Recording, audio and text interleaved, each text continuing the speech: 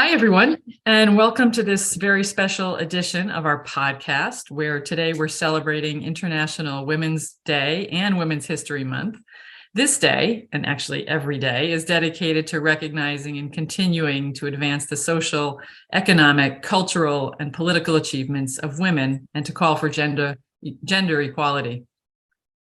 Today, we want to celebrate, engage, and act for diversity and inclusion, and to recognize the incredible contributions of women from all walks of life and all over the world. But it's not just about celebration, it's also about action. And today, we'll also talk about ongoing challenges that women face in achieving gender equality and what each of us can do to help so that we can work to create a more inclusive and diverse world for women. So I am very glad you're joining us today as we explore the topic of diversity and inclusion and what it means for my two amazing guests today. Sathya Bala is a leader, board member, entrepreneur, speaker, and top 100 Empower Ethnic Minority executive. She transitioned from a successful corporate career from Chanel and Deloitte to create her own business, True Change, building equity through data and stories, and My Skin, My Story, a global community for women of color. And Sadiqah Musa, award winner of Women Leaders in Data and AI, a top 100 innovator in data and analytics, and the co-founder of Black in Data, a collaborative movement for people of color striving to promote equal opportunity and representation in the industry. So I've not done you justice, I'm sure, and we're going to hear from both of you, but welcome to our Hub and Spoken podcast. And we can't wait to hear your stories and share your experiences with the community who'll be listening today. Thank you. Thank you for having me. Yeah, great. So let's jump right in. Let's start with each of you telling us a little bit about your journeys to where you are today as the incredible leaders you are for women, but also in history of your data, your careers, how you got to where you are, and the communities that you built. How about we start with you, Sathya? Sure. Hi, everyone. Very glad to be here. I'm Sathya Bala. I'm a Sri Lankan Tamil woman. I identify as Australian, as well as Sri Lankan Tamil, as well as a Londoner. I've been in London for 14 years now, but the accent won't go. And I'll be honest, I'm proud of that. And for me, my career has been one that perhaps many people in data can relate to and even beyond, which is some very little planned moves and actually a lot of happy accidents. And ultimately kind of connecting my skills with my purpose and my passion. So I grew up in Sydney, Australia. I was born in Singapore, moved as a toddler. I was a typical overachieving immigrant kid. I wanted to be Alicia Keys when I was 16. That was squashed by my caring, loving, but conservative brown parents. And so I thought, well, since I'm good at school, I might as well be amazing at school. So I kind of threw myself into it, started, pretty unclear on what to do. And I gave it a stab, listened to some aunties, uncles, and relatives and friends, and started off at Deloitte in Sydney in audit and risk, client facing. It felt like, well, at least I was told it was a good thing to do when you're young, to be kind of thrown out into different clients and kind of either sink or swim.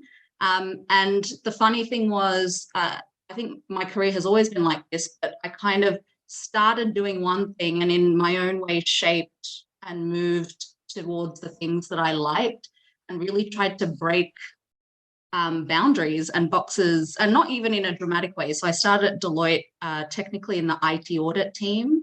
And then weirdly, my first few months, I only spent 20% of my time doing that. I actually worked on business and process because I thought that was more fun and the people seemed cool. And actually, even from the early stage, there were some more senior people that kind of took me under their wing and kind of believed in me. And so I followed those people. And I think that's a bit of a theme in my career.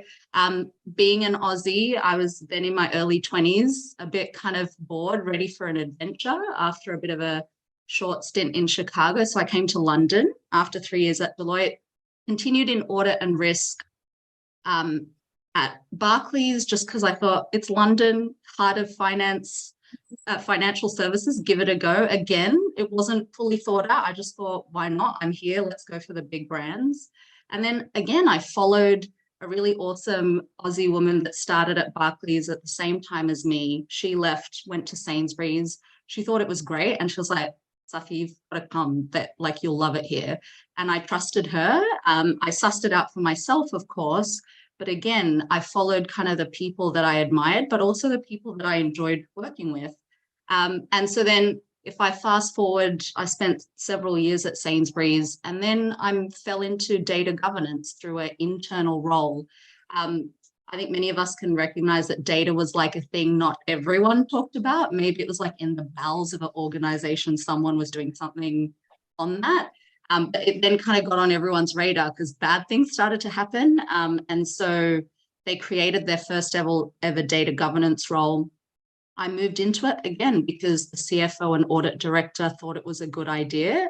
I probably wouldn't have put my hand up. Maybe if you look at my CV, I look ambitious, but to be honest, I feel like I always thought that I should just work hard. That was what I was taught to do from a work ethic standpoint.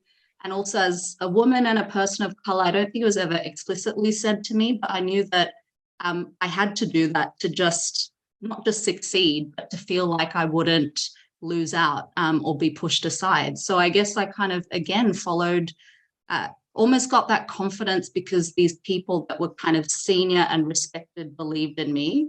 And that's how I fell into data and data governance. And that's been a fun ride that has led me to explore not just this kind of world in different places and different companies, but when I took that on at Chanel, I was lucky that I'd reached quite a senior leadership position, I would say, in spite of the package I come in, but also with the privilege of, I'll be honest, my Aussie accent has been helpful. I think it provides a bridge for some people that perhaps otherwise would feel like I'm a less familiar entity.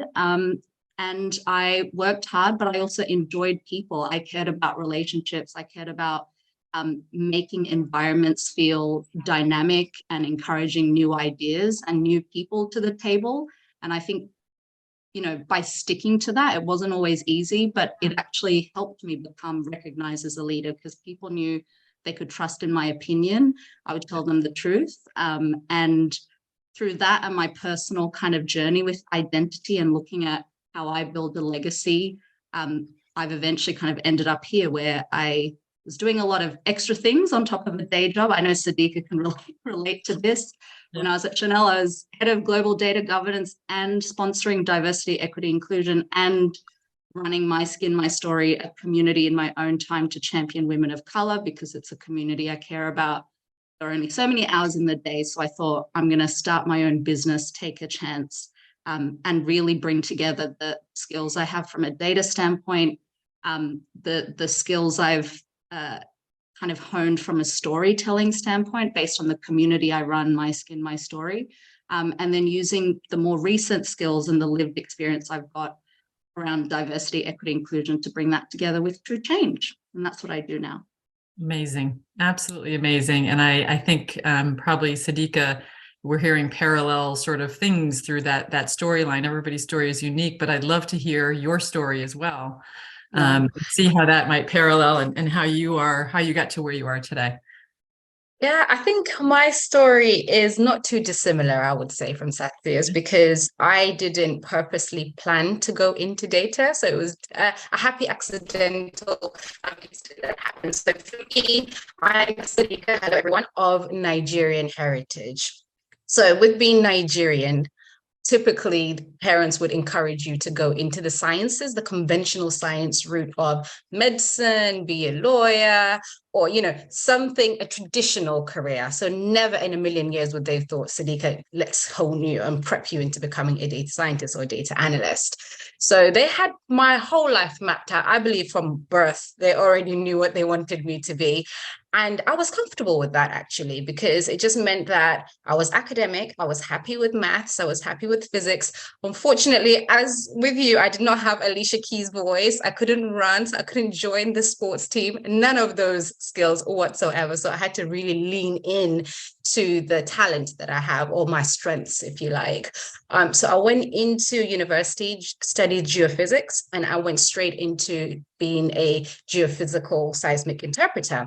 And what that meant was I got the opportunity to travel all over the world. So from the Middle East to West Africa, analyzing seismic data from massive organizations in a very male-dominated environment. It was just typical for me to be the only Black woman in every single space that I occupied.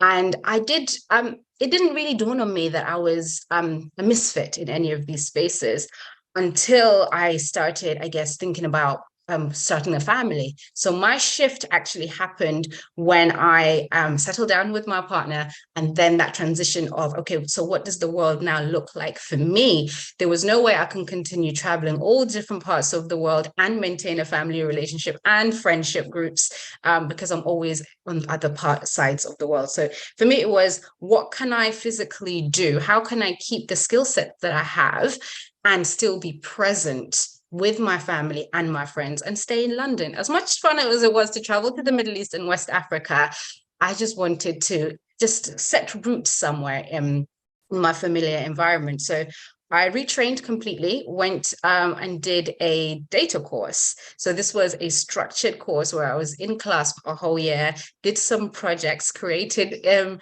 some data sets, some swanky data viz and machine learning algorithms. Learned how to code with Python, SQL, R, all of the shebang that you need to be a great analyst. And for me, initially, I thought, okay, now that I've retrained, I've dumped everything that I've learned all these years from my master's degree. I've now transitioned into data. What next? Because with data, you can go into any industry. What is the perfect space for me to work in? I made the huge error of going into finance. It was not for me. It just was not for me. I was like, okay, I'm in this shiny buildings in Canary Wharf. So for anyone that knows London, Canary Wharf is the heart of where the financial services lies. And I turned up again, the only Black woman in that environment where, again, it was very male dominated. So I thought, okay, wrong decision again, Sadiqah. And then I pivoted away and I moved into media, where I worked at The Guardian, which was an amazing move for me because I felt like I found my home. It was full of fantastic women leaders. That was the first time that I was actually managed by women that saw me, that understood my needs, and they also valued me as a person. In all these other places, yes, I did meet people that influenced me, but it was never to the extent that I had while working at The Guardian. So from then on, just doing data science and analytics, I then thought, okay, so how can I, from all of the things that I have learned as a woman of color, transitioning from an industry that is very male dominated to a more techie space where I feel like women can thrive, and it can be a welcoming space for women, but how can I help in making it more accessible for Black people? And just to put things into context, walking into The Guardian, into the role of the analyst, was the very first time in all my career where I had worked with another Black woman. So in all of these spaces that I've occupied, it's always been Sadiqah. Oh, there you go. You can just spot me from a mile away. I didn't really understand how much of a toll that took on me psychologically until I was partnered with Davina, who's an awesome lady, a co-founder of Black in Data as well, where all of these small microaggressions that we face day to day as women of color, I didn't even need to explain it to her. It can just be a look on my face and she would get it instantly. Sadiqah needs to have a word, or Sadiqah needs time out. There's just certain things that are just inexplainable. So when you're within that community, you do feel a sense of belonging, which I never had before. So coming back to my journey, I would say it was for my parents, they did have a design and a purpose for me, but I kind of segued and found my own route, which I believe everybody should do. Find your own space in this world. So that is how I got into data, and that's how I became a data leader. Amazing, Sadiqah. What a great story. I think what I'm hearing across our collective experiences actually is that we didn't intend to show up in data, but here we all are many years into our career. I sort of had a very similar experience. I call myself the accidental data person as well. Started out in risk management. I was in finance, so that is definitely an interesting environment, Sadiqah. We're going to have that conversation today. And yes, I worked on Canary Wharf for a while, so have seen that. But but started out in risk management and really wanted to make sure that we were doing things consistently across our ideas of investing, our agreements, and our decisions to invest in certain products. And found out that there was like no consistency in that. And the process was, PowerPoint, whiting over the numbers and making the numbers whatever you sort of wanted, because we didn't really have a lot of governance on the information we were using to make decisions, and inconsistency, right? It was a while ago. So of course we've modernized that. And obviously with the work you guys do, we've modernized our way to control and govern data, but didn't know data was a thing until I realized I really cared about it, and then became super passionate about process, like you, Sathya, and about data, and trying to converge those things into something that really started to create value and drive businesses forward in all the roles that I've had. So I heard a couple of other things from both of you. One of which is about the role of mentors, coaches, and others. I didn't think we were going to talk directly about that right away, but because I just heard you both mention how important it was to have, could be female leaders, could be, other leaders that you've met. Can you, Sathya, give us an example of maybe who or how some leaders helped you to get to where you are? Yeah, so I think, and maybe this kind of links into now what I'm doing now, and I also how Sadiq and I have connected and our paths kind of aligned before this some time ago, which was, I'll be really honest, and I've actually been asked this question a lot. And to be honest, I never really thought about the answer until I became a leader, that suddenly people wanted to hear this from me. And I didn't have, I never had a mentor through my career. Now running my own business, I'm trying to kind of work with one. I would be honest, like if I'm being really honest, I didn't have, my role models were not in the world of business.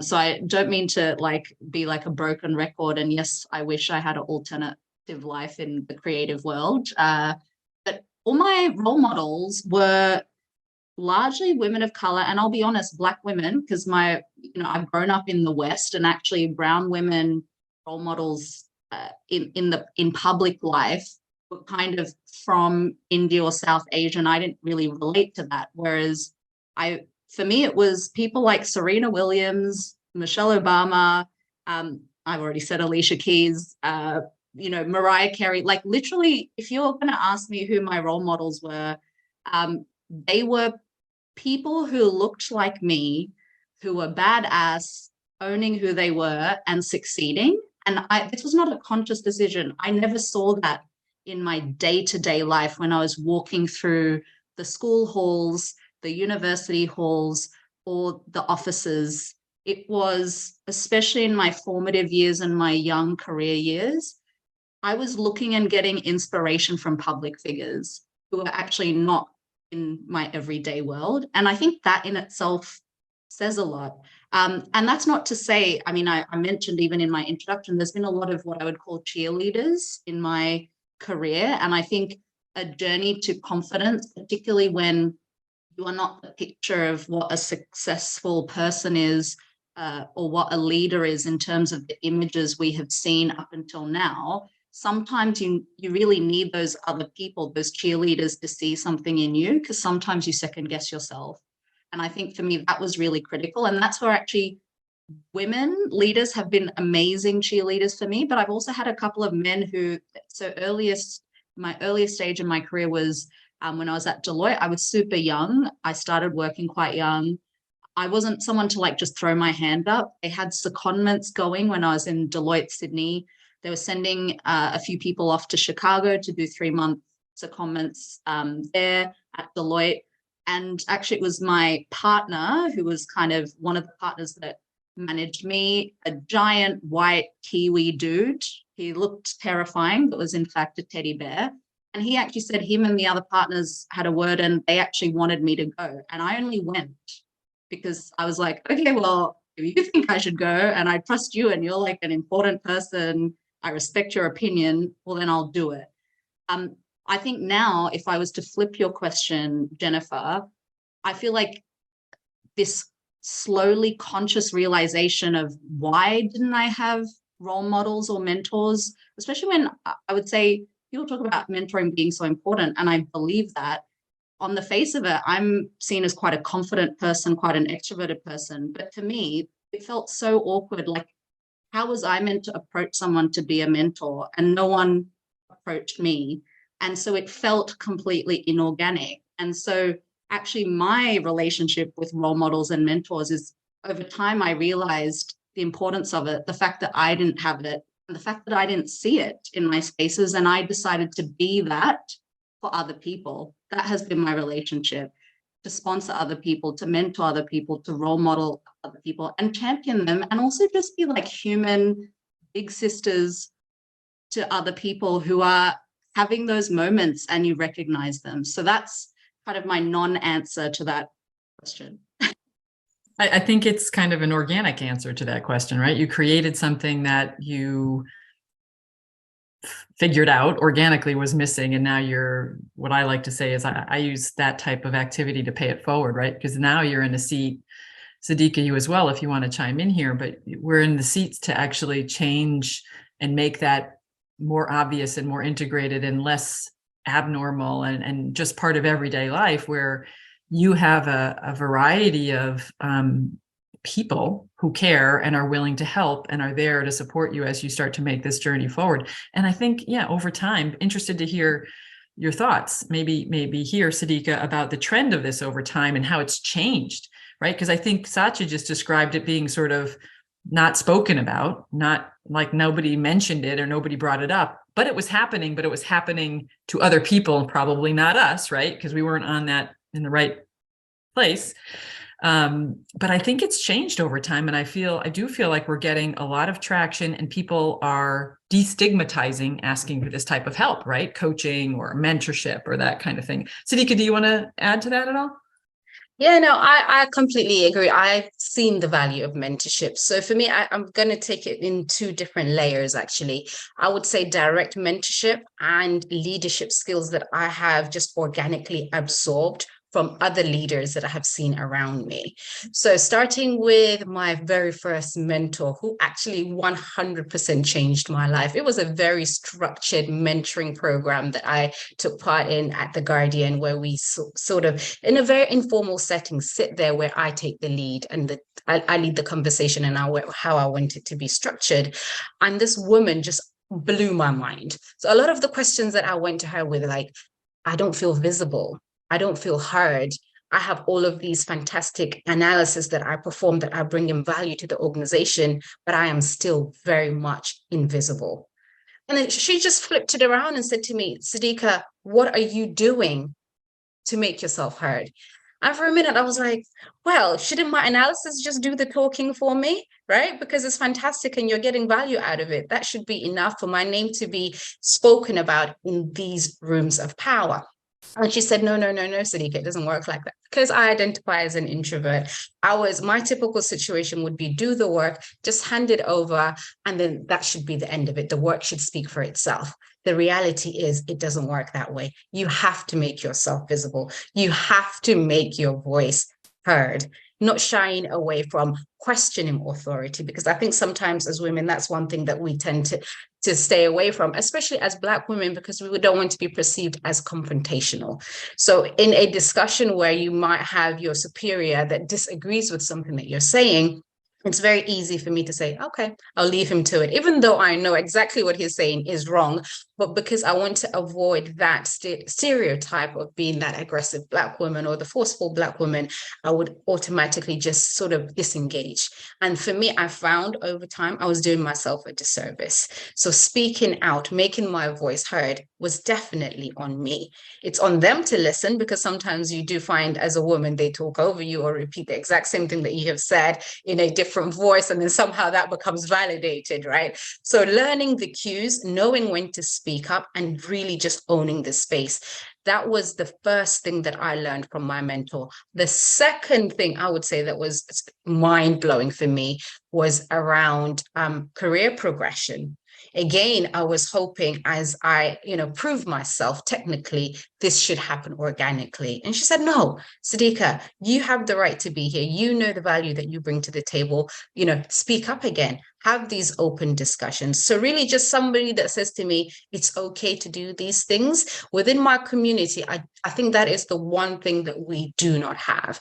The support of, the person that has lived those working experiences that can also guide you. So that's where mentorship is really, really useful, because they've been there, they've done that. They can sort of give you the directions and support that you need to be able to be visible and to progress in work and environment.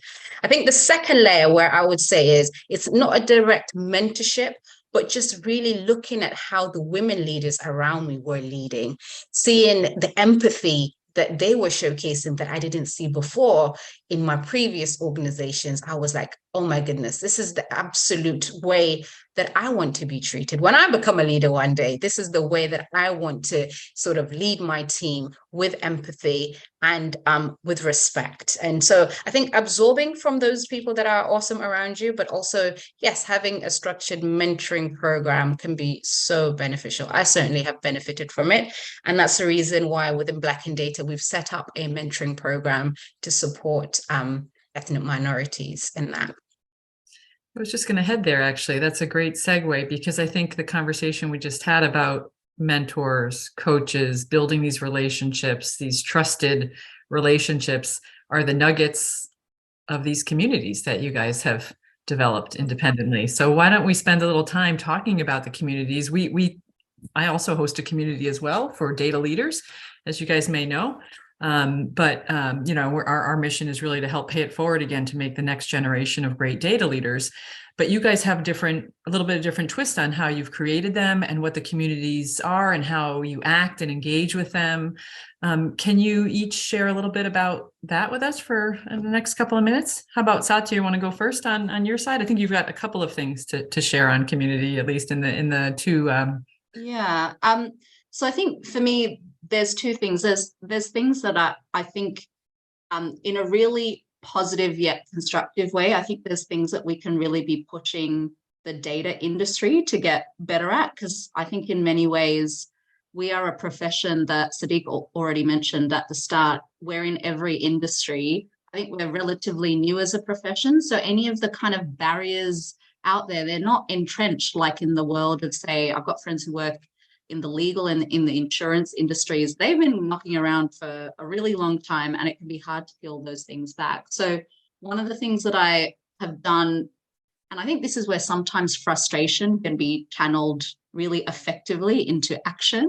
And I think that's what's driven a lot of my self-drive in my own career, but also these things that I'm doing around community, is seeing a frustration of, for me, as I said, my work became really important to me in terms of how I channeled that into making workplaces and business a fairer and more equitable place. I was starting to do a lot of things on top of my day job around diversity, equity, inclusion. And the first thing I realized was all the data people I knew, and by that point, I knew a lot across different organizations. None of them even knew their head of diversity, equity, inclusion. And those people need our data skills, and they are having so many data challenges. And any difference we want to make in terms of making our organizations more inclusive for the people who work there, but also the suppliers we work with, but also the products and services that reach customers. And I think as data people, we know how important it is to have data not skew things and exclude people, because actually it can.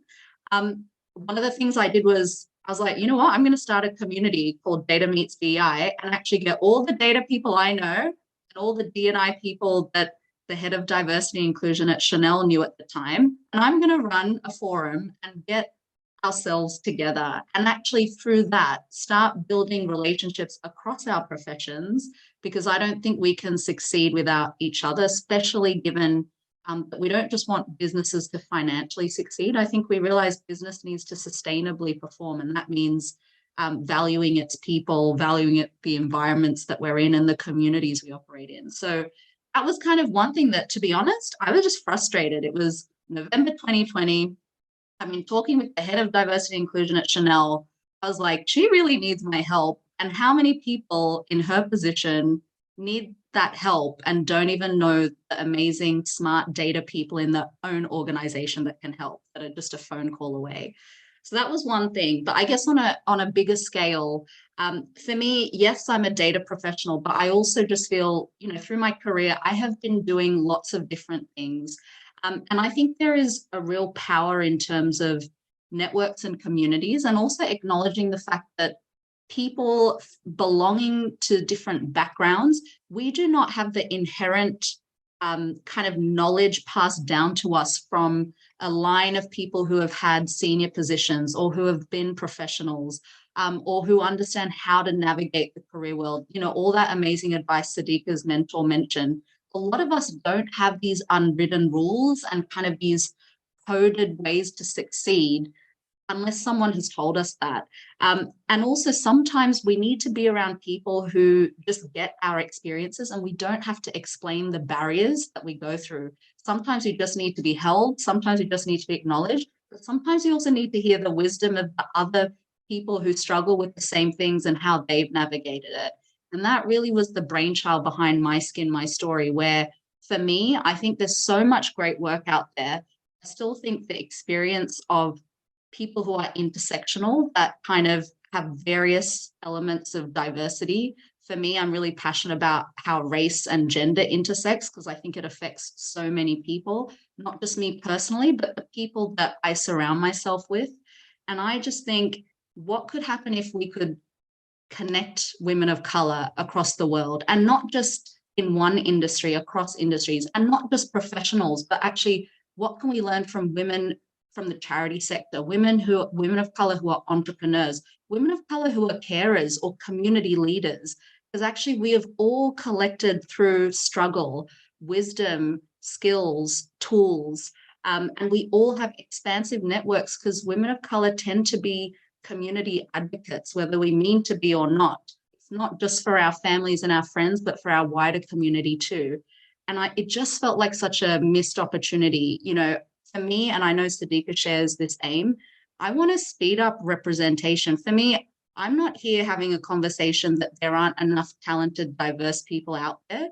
We're out there. We just need to be given access straight to the decision-making tables at all levels in all spaces. But how do we create that funnel? And when we get there, how do we leave the door open and make it so much easier for those people coming up? Because that's when I think things will change, and not just for us, for everyone else, because we all thrive in those situations. So for me, My Skin, My Story is about creating that community, creating that sisterhood, connecting women of color from different parts of the world, because we all have different challenges, from different experiences, and we actually learn from each other in terms of the skills that we have. We share each other's stories so we can kind of lift each other up and learn from each other. But I also run panel events where we showcase women of color who are defining success on their own terms. Because again, we don't need to follow the molds that have gone before us, because actually often they don't work for us. That's kind of the thing that's really driving me. Great. The community thing is such a huge component. You're right. And Sadiqah, do you want to share a little bit about the community you've created? I think that would be helpful. And then I'll say a couple things about the community I lead as well. Yeah, absolutely. I think you're bang on the money there, Sathya, when you talk about frustration. So Black in Data was birthed around the time of the George Floyd murder, during the pandemic, where Black people were disproportionately affected by COVID-19. So there was just too many things happening to our community at that time that just was compounding a lot of emotions for us, right? So at the time when we were all experiencing these, we were desperately seeking communities where, as Black people, we can connect with each other, whether it's on the professional level or just to talk about social injustices that we face in our day-to-day lives. So for me, I'm a London girl, born and bred, right? So when I look around me, I live in South London, everybody looks like me, like everybody. I walk on my high street and I just feel at home.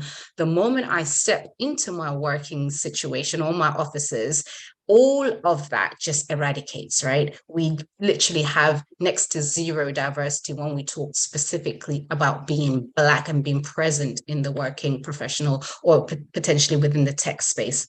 So I think something like statistically, we only make up 3% of data professionals in the UK, which is just absurd for me, right? Because we have as Sathya said, like there isn't a lack of talent there whatsoever.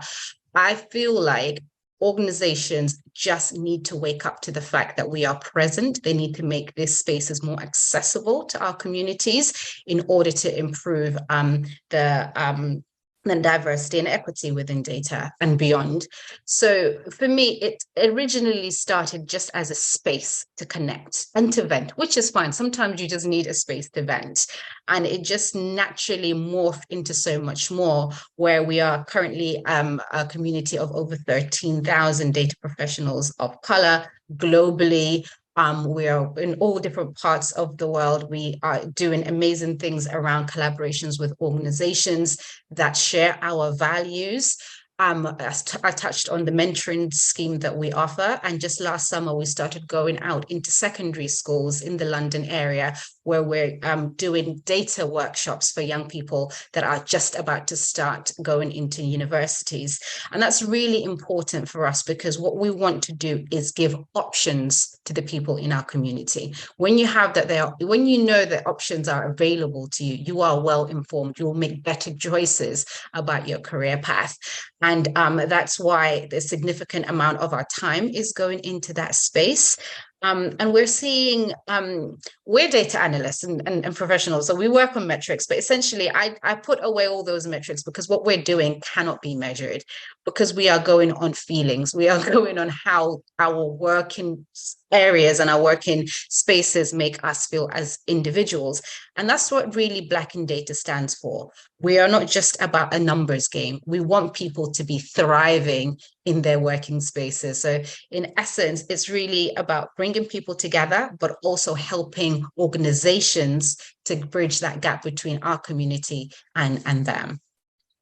Love it. Amazing, amazing work, you guys. I mean, I think that part of my experience in building these communities, and we started one with Cynozure. It's been out there for many years, like 5 or 6 years now. But here in the US, when I launched it, it was right after COVID. So it sounds actually, it kind of aligns when you guys each also, it became very important to sort of start to connect again. We weren't in person. Right? And how are we going to connect with these people that are now lonely or on their own and don't have the day-to-day interactions, which we know, and you guys just described, is super valuable to, you know, growing the next generation and educating them and giving them something healthy to look forward to and people that they can trust, right? You just described all of that. So yeah, it's amazing that we started that sort of at the same time, but I'm not surprised, because again, there was genesis behind that of things that were happening in the world.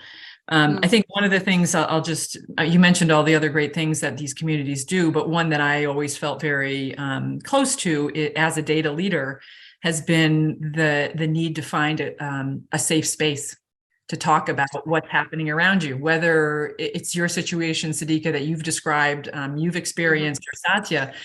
We all need a place to go, because it's not always safe, no matter, at least as women, I think it's not always safe to just talk to people in your business, because you just don't know where it's going to go. And you never really, in some of these corporate entities, found the right place to go and talk about that. So I think these communities with the cone of silence we put in place when we talk about things, it really does help protect and foster new relationships, trusted relationships, and new ways of working or ideas of connecting, or, you know, whatever that is. It's where you can test some ideas. So I really do think, for me, that's been one of my motivating things, is to find safe space and then help other people feel that it's safe enough to help them be the next generation of leaders and be able to talk about this in an open way that we haven't been able to, I think, from our histories. All right, I have, I guess, is there anything else you guys want to talk about? We're just about out of time, but if there's any other hot topics, otherwise I'll give a couple of concluding thoughts. But Sathya, you got any other hot topics you want to share about way to go forward, what we can do, how do we act? Yeah, so I think, you know, what we've talked about, and I think with all of these conversations, I'm always very passionate that it also feels active. And I think, what we're talking about here, and to just kind of really repeat the point, and again, because Sadiqah and I have connected many times before, this is about not just creating the communities, but I think there's what I call inside work and outside work. So I think, within these communities, and because Sadiqah and I are looking at uplifting specific communities that have not had access to opportunities in the past, are not equipped because they're not kind of informally tapped on the shoulder or exposed to things in terms of those like professional keys of how to succeed and how to maximize experience, or even know what opportunities are out there. That's what I kind of call inside work of like, okay, there are things that we can do that even if we were in a utopia, fair society, over time, there's knowledge that we don't have. There is internal conditioning that we need to kind of counteract. And that's where, things like empowerment skills workshops and like sharing career journeys, which I know Sadiqah and I do with our respective communities, are important. But I think, here when we're thinking about, and what is the ecosystem, there's also work that both Sadiqah and I do in terms of that outside context. And I think it's really important with all of these things. I mentioned mentoring before. There is so much on the shoulders of women, people of color, and then the intersection of women of color, that actually, how can you just make it easier so that we're not doing all that work? Because the community work we're doing is to kind of uplift and nourish and bolster our communities. But actually, even once they have that, we know those barriers are out there. And so, if there was a young Sathya back at the start of her career journey, I would hope if I was starting my journey now, there would be a few hands coming towards me about taking me under that person's wing and not having to make me have to approach and know how to even articulate the words of, do you want to be my mentor? And not, freak out by the concept of even trying to have that conversation with someone. Or even what Sadiqah was talking about in terms of building that pipeline in terms of schools and finding within your organization or partnering with organizations like Black in Data, how can you give your time so that actually it's not for people to scramble and come to you, but you kind of reach out. So I think those things I'm really passionate about in terms of, there are things you can do right now, whether it's just signing up to our communities, whether it's actually being that advocate of like, who are the people that we know are good, but not enough people cheerlead them because they're not part of that inner circle, right? They're not part of that cool group or whatever it is. We all have little things to do. In that meeting, when someone has done something great and you know it and they're a bit shy to talk about it, you bring it up, big them up, be their cheerleader. You do not have to have a power or a job title to be able to do that in a meeting. So I think for me, it's really important that we focus the conversation on the beautiful things we're doing in our community, but it can't be on our shoulders. And actually, I think what we're trying to see, and it's starting to happen, is that flip of burden of actually how do we equalize that dynamic, that there's a reaching out and you're actually kind of making that time and not waiting for someone to tell you how you can help. So yeah, that's my little soapbox moment. Sadiqah? No, I think that's fantastic. I mean, there's absolutely nothing more that I could add to that. But I just think for me, if I could give advice to organizations, is select a single tangible change that they could implement. Sometimes, they have all of these wonderful initiatives that are spread all over an organization that could sometimes just feel a little bit disjointed, not very well thought of. You don't have to fix all of the problems all of the time. So starting with something that is realistic, it is achievable, have a starting point, achieve that, and then move on to the next level. So I think it is being able to create a road plan that has accountability as well. Sometimes a lot of the problems that I have is I see good intentions, but A, the resources are not really attached to it, and B, there's absolutely no accountable. So nobody is there to say, hey, by the way, you've said this is what you're going to do for this particular community. Have you actually achieved that? And so that would be my only little tidbit that I would add in there. But otherwise, I completely concur with everything that you've said there, Sathya. You're awesome. You're both awesome. Amazing. So just in summary, then, a couple things the two things that you just said, what can we do? What can you go forward and do? And I'd say simply look around your world. It doesn't have to be corporate or wherever, right? Look around the world, because that you are surrounded by, and offer to help those people that you think are really in need of it, and not make it a scarcity thing, right? Make it an abundance thing. Make sure it's out there and people know that it's safe and you're there to help. And don't make us like we are in our old selves, ask for help or help somebody's there, right? Like, let's make it overt and it's a positive thing. And knowing that you should ask for help is a good thing, because then, to your point earlier, Sadiqah, you have every right to be heard and seen like everybody else. And that will help you, I think, in building that muscle to feel strong enough and courageous enough, like you two women, to make this change happen for us around the world, for all of the women around the world. So really, and the last thing I'll say is what you just, the nugget you just added there, Sadiqah, is, and it kind of aligns to how we operate at Cynozure as well, is start small. Like, why start with the big ocean of things and the big, try to measure things that are unmeasurable? Start with something that makes meaningful difference right in front of you, right next to you, with the people around you. And then you get the groundswell and the grassroots support, right? To sort of just build that up, and it elevates the stature. It doesn't just, open the door once and it shuts. Sathya, you were saying this earlier, but it props the door open for everybody else, not just women, but everybody else. Every conversation we're having, there's no reason we should be letting the doors close behind us. That is, I think that's probably a common image I'd like to leave us with, is let's all keep those doors open and prop them open and bring the other people through those doors as we go on this journey. And I think you guys have been amazing leaders in this, and you can see the difference your communities have made, I think, over the years you've been working. When you described your journey from where you started and where you are today, the path you've created and the breadth of that path is now bringing more and more people on that journey with you. So really well done, and so honored to have you on our podcast. Thank you very much. Thank you.